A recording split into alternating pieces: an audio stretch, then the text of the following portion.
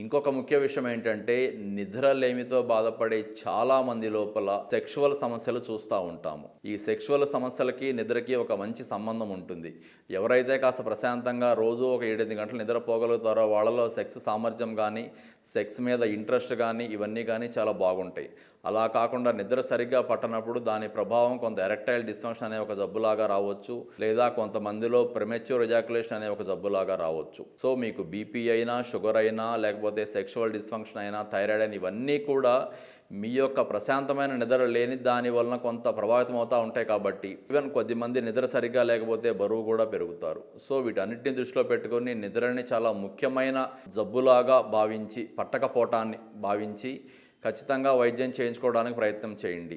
ఇలాంటి ఇబ్బందులన్నిటికీ కూడా పూర్తి స్థాయిలో వైద్యం చేయగలిగిన hospital gold hospital, doctor Lenin Reddy, MD, general medicine, Guntur మరియు హైదరాబాద్. Thank you.